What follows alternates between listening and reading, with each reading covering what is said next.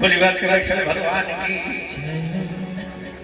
इसके बाद भरत भा रा ता कितने अक्षर हैं? 3। इनकी शादी हुई 3 अक्षर वाली मांडवी, 3 अक्षर।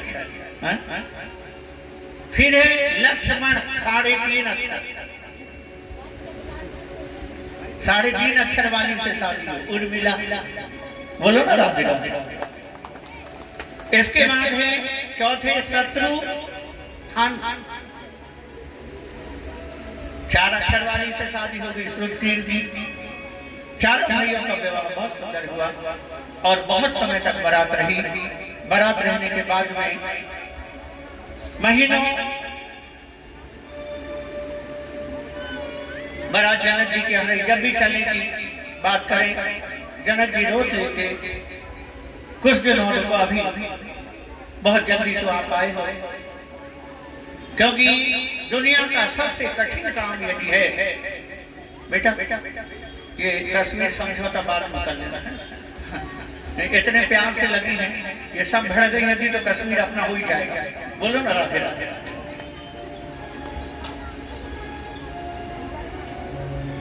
ज्ञान भैया आप यहाँ आना, क्योंकि कल शाम को यहाँ पूरी पतंजलि की टीम आने वाली है। योग करके रोग भगाओ, कल इसी समय उनके द्वारा यहाँ आप रहिएगा पतंजलि, है ना। बोली भक्त वत्सल भगवान की। प्यारी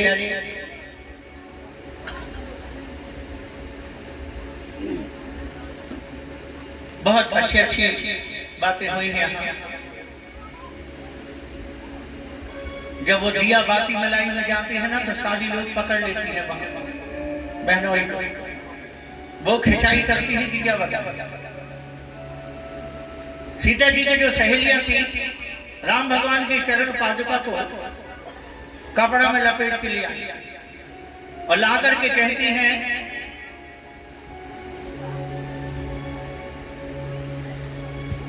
लक्ष्मण जी से, राम जी से कहीं कि ये हमारे यहाँ की कुल देवी है, इसको प्रणाम कर लो। भगवान राम कहते हैं राम जीवन में केवल शंकर जी को प्रणाम करते हैं, और तुम दिखाओ यदि शंकर जी हो तो हम प्रणाम कर ले। सखियों ने कहा दाल नहीं गली। लखन लाल जी से पूछे,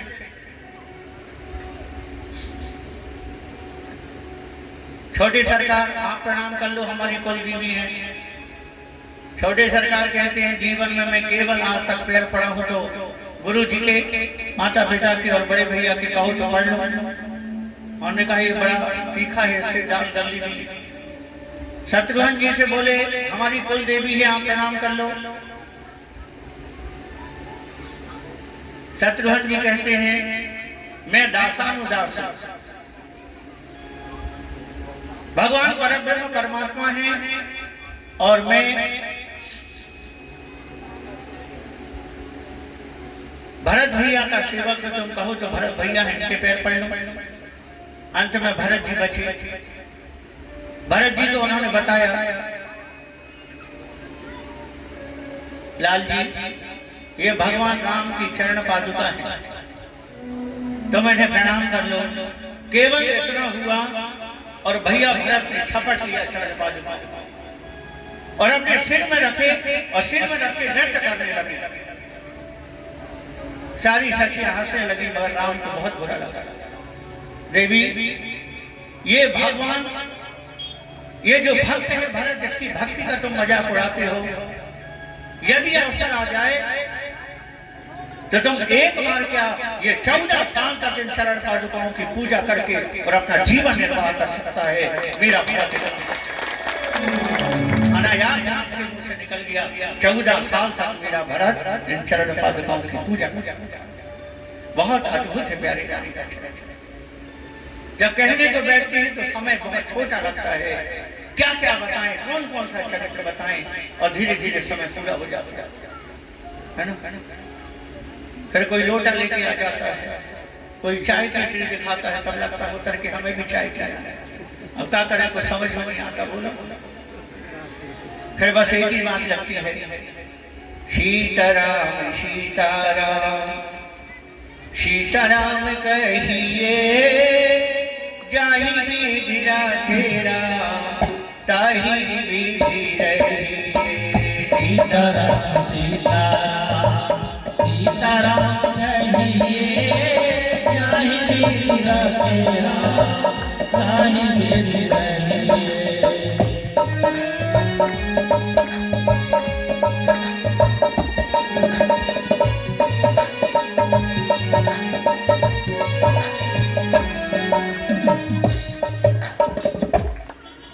आज प्रेजेंट बॉडी एब्सेंट माइंड।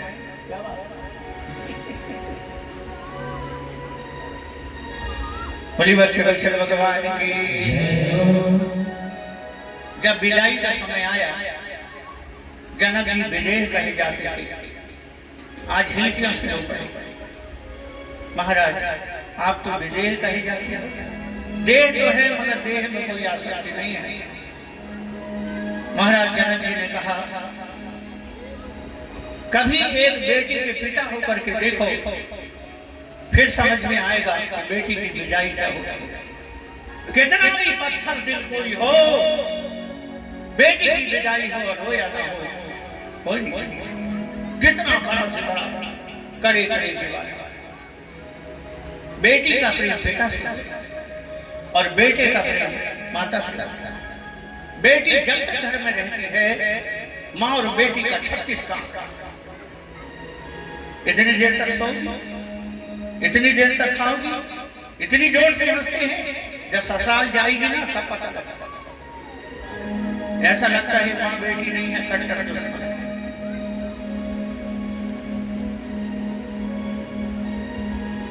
जिस दिन बेटी की विदाई होती है, हिलकियों से बाप आता, वो उस दिन नहीं रोता जिस दिन उसकी माया बाप आता है।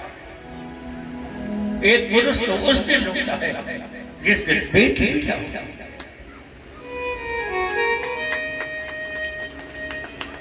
पिताजी को बुखार आ जाए, बेटी खाना नहीं खाती, पिताजी सिर दबा दो, ठीक होने के बाद पैर पा लेना, आप कहो तो पैर दबा। पुत्र पवित्र किए कुल दो, जिस दिन पिता बेटी का विवाह तय करके आता है, उस दिन सोता नहीं। खुद की पैदा हुई बेटी का जिस दिन विवाह तय करके आता है, रात भर ठहरता। हे परमात्मा, मेरी प्यारी बेटी मुझे छोड़ के जाएगी। बेटी का विवाह किसी बेगैरत इंसान से न हो, नकारे इंसान से ना हो जाओ। ओ जवान तेजवान मेरी बेटी का पति हो, जितने सुख से वो यहाँ रही, इतने ही सुख से वो अपने सस्तान करेंगे। एक एक बिस्किट के लिए दनादन एक दूसरे को मारने वाले भाई और बहन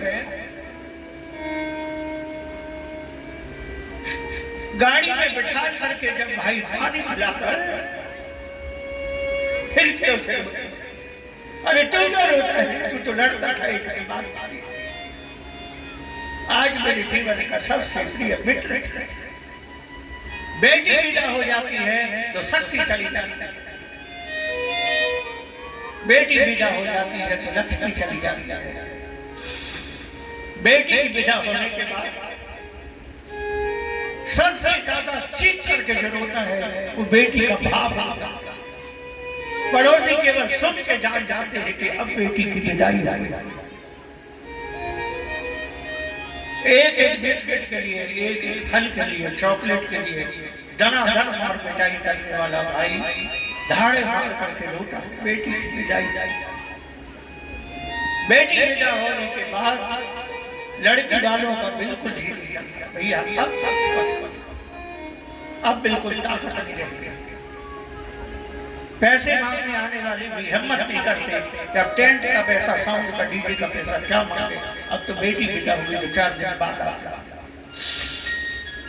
बेटी की विदा होने से शक्ति चली जाती है, बेटी की विदा होने से लक्ष्मी चली जाती है, बेटी की विदा होने से धैर्य चला जाता है। बेटी की जब विदाई होती है, बाप बेटी से कहता है, बेटी ससुराल में जाकर के अपने वैभव का प्रदर्शन मत करना। पुत्र पवित्र किए कुल दो, एक बेटी एक नहीं दो कुल को छोड़ के रखती है, दो कुलों को पवित्र करती है। वहां जाकर के अपने वैभव का बेटा 2-4-10 बार यदि पैसा मांगे तो बाप नाराज हो जाता है, और आने के लिए पैसा है, आई भाई पैसा चाहिए। मगर बेटी यदि पैसा मांगे, पत्नी के सामने 100 रुपया देगा और बाहर खड़ा हो जाएगा पैसे रख करके, बेटी जाएगी तो चुपचाप 100-200 रुपए दे देगा, माना देखे चुपचाप बाप दे देगा, ये जानते हुए ये पौधा मेरे घर का नहीं है, ये पौधा को कहीं और लगाया जाएगा। इतनी प्यारी बेटी को जब बाप विदा करता है, बाप तो उस दिन अनाथ होता है। ऐसा कौन व्यक्ति होगा जो बेटी की विदाई पर रोया रोया? करुणामयी माताओं, बेटी को परिवार का जोड़ना सिखाना, बेटी को परिवार का तोड़ना सिखाना। एक मां बेटी से अंतिम बार शिक्षा देती है,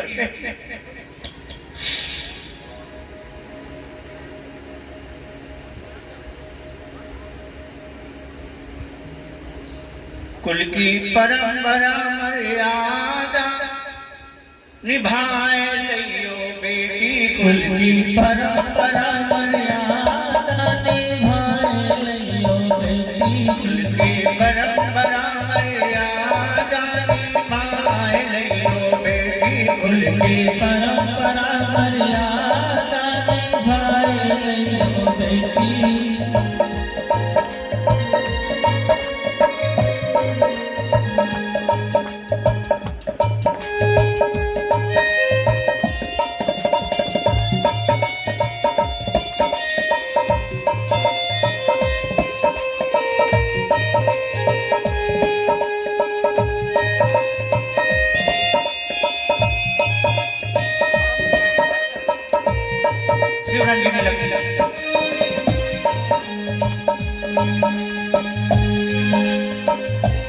जब सास ससुर घर जइयो मत रुइयो और लइयो, जब सास ससुर घर जइयो मत रोइयो नर लइयो।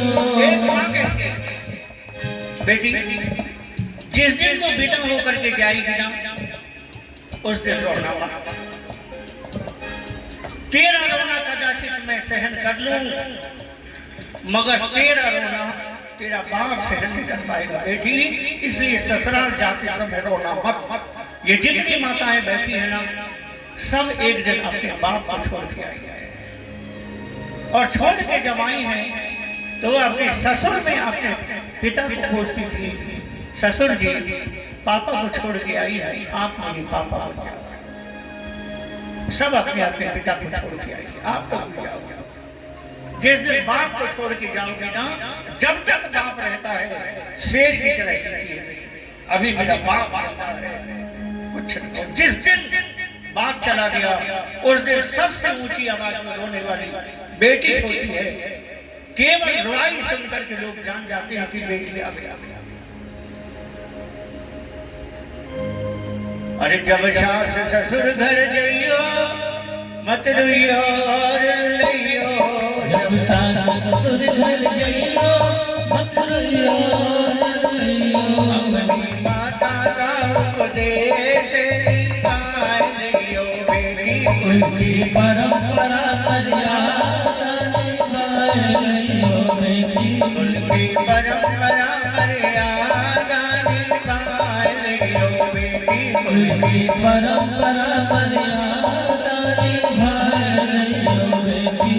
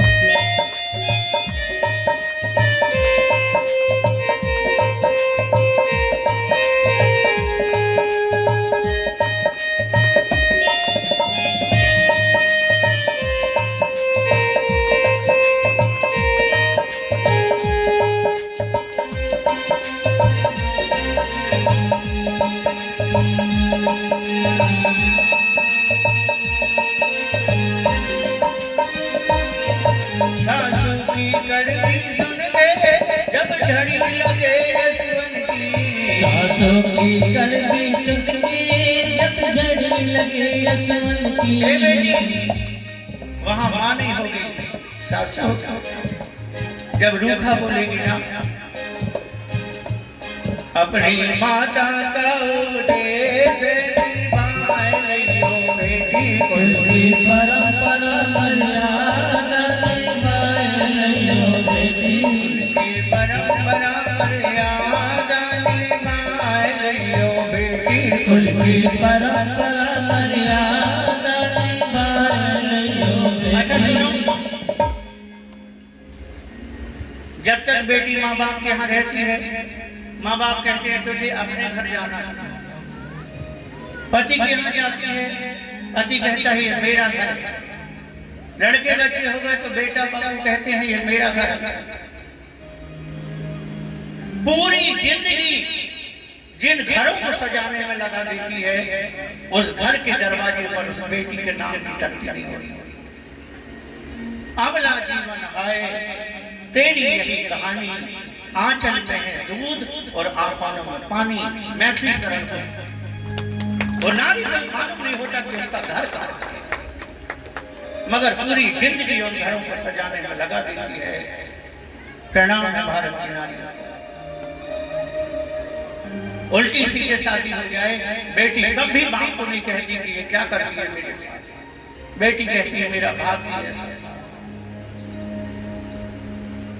बहू ब्याह की मत लाइए बेटी लाइए एक बार बेटी सा प्रेम तो देखिए फिर देखिए वो तुमको पिता मान करके तुमको मां मान करके तुम्हारे घर को स्वर्ग बना देगी है ना और शाम के आके दनादन मारोगे तो तुम्हारी जिंदगी को नरक बना देगी वही इसलिए यत्र नार्यस्तु पूज्यन्ते रमन्ते तत्र देवता जिस घर में स्त्री मारी जाती है जिस घर में प्रताड़ित होती है उस घर में कभी लक्ष्मी का वास नहीं इसलिए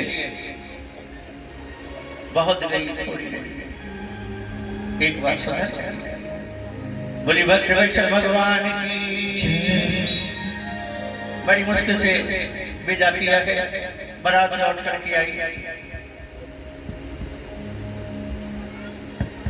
डोली से उतारा गया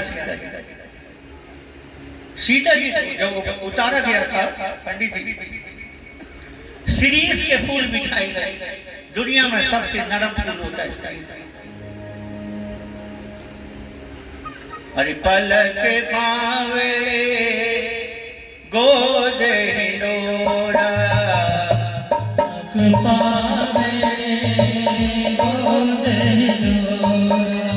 सिया दीन अवनी कठोरा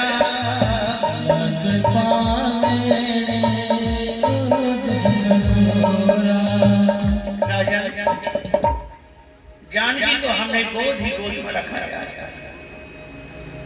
इसने कभी जमीन में पैर नहीं रखा जानकी की माताएं सीरीज का फूल बिछाया गया सीता जी डोली से उठर के 3 कदम चली थी इतने कोमल दुनिया के सबसे कोमल फूल में 3 कदम चलने के बाद पसीना पसीना हो गई थी कौशल्या जी दौड़ करके सीता जी को गोद में जगत जननी जगदम्बा आज बहू बनकर के आई घर में जब आती है ना बहू को सबसे पहले प्रवेश करते हैं बाद में बहनें भाई को रोक लेती है लक्ष्मी लेकर के आयो बहू को हमारे यहाँ लक्ष्मी कहा जाता है और वो लक्ष्मी की धुनाई करोगे तो तुम्हारे घर में लक्ष्मी रहेगी बोलो ना दया करेगा मैं तो महिलाओं से कहता हूँ एक आध दिन अच्छा टुल हो गया है पकड़ के कॉलर और दरवाजा के किनारे बेचारा शर्म के मारे बताएगा नहीं किसी और सुधर जाएगा दूसरे दिन एक दिन ठोक दो जरा गधे का 4-6 मुक्का बता भी सकता किसी को कि आप ठोक के आए इसलिए थोड़ा जहाँ सुमति तहाँ संपत्ति जहाँ सुमति तहाँ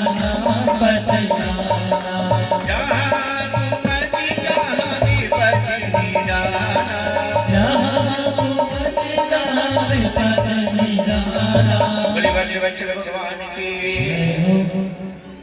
बड़े आनंद से मंगल उत्सव मनाए गए हैं। अरे रघुनंदन राघव राम हरे सिया राम हरे सिया राम हरे। रघुनंदन राम राम विकास सिया राम हरे सिया राम हरे। रघुनंदन राघव राम हरे सिया राम हरे सिया राम हरे।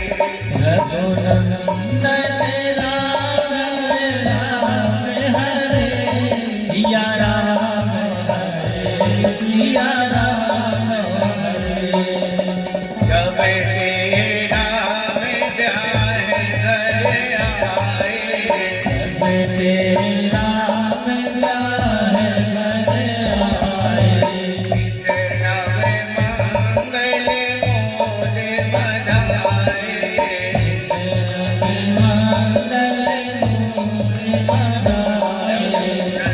नंदन राघव राम हरे सिया राम हरे सिया राम हरे। रघुनंदन राघव राम हरे सिया राम हरे सिया राम हरे। श्रीमद् वैष्णव भगवान की। और जिसके लिए मैं बहुत बेसब्री से इंतजार कर रहा था, कल भगवान के वनवास आदि की कथा के साथ बहुत सुंदर केवल प्रसंग सुनाया जाएगा। अभी थोड़ी देर में अवध में होली हुई है। सबसे ज्यादा होली तो ब्रज में हुई है। एक होली अवध में भी हुई है ना। विवाह के बाद में जैसी होली आई तो उस समय जो भाभी आती थी उनके साथ देवर लोग होली खेलते थे और अंत में भाभी से देवर लोग कुछ वरदान मांगते थे। बड़े सुंदर ड्रम के ड्रम रंग घोल करके रखे गए। महाराज दशरथ आदि सारी रानियां ऊपर नीचे चारों इनकी पत्नियां और सब लोग देवर लोग सब सीता जी आदि के साथ खूब सुंदर रंग खेला गया। रंग पंचमी के समय जैसे ही सामने दशरथ जी का बस बच्चे अब हो गया, होली समाप्त हुई। अब जाकर के तुम कुछ वरदान मांगो। लखनलाल जी धीरे से राम भगवान के पास गए, भैया मैं क्या वरदान मांगू। राम भगवान ने कहा तेरे पास कौन चीज की कमी है। एक दिन लखनलाल जी दुबले दुबले दिख रहे तो राम भगवान ने बोला लखन इधर आ, क्या बात है, कुछ दिन से तू मुझे दुबला दुबला दिखता है। हिलकियों से रोने लगे लखन। भैया जब तक भाभी नहीं आई थी तब तक मुझे आपके पैर दबाने को मिलता था, सेवा करने को मिलता था। और जब से भाभी आई है मेरी सेवा छूट गई और सेवा छूट गई तो मेरा जन्म लेना ही व्यर्थ हो गया। इसलिए दुबले हो जी भैया। बोले एक काम करो, होली के दिन फगुआ में मेरे चरणों की सेवा मांग लेना। लखनलाल जी के भैया ऐसा करो ना कि जल्दी से होली आ जाए। राम भगवान ने कहा होली जब आना तभी आएगी, जल्दी से थोड़ी आ जाएगी। इंतजार कर रहे थे लखन जी। जैसे ही दशरथ जी ने कहा अपनी भाभियों से मांगो जो कुछ मांगना है। लखनलाल जी गए, शत्रुघ्न जी ने मांगा भरत भैया की सेवा दे दो मुझे। भरत जी ने मांगा राम के प्रति मेरा अनुराग रहे। लखनलाल जी की बारी आई तो कान में जाके कहते हैं भाभी मुझे भैया की चरणों की सेवा दे। और जो इतना बोला सीता जी धड़ाम से बेहोश होकर गिर गए। लखनलाल जी ने कहा हे भगवान ये क्या हो गया। दशरथ जी ने कहा तूने क्या मांग लिया उनसे। अब डर के मारे लखनलाल जी दौड़े राम भैया के पास गए। भैया भाभी बेहोश हो गई। क्यों? आपने कहा था चरणों की सेवा मांग लेना, मैंने मांग लिया तो वो तो अच्छी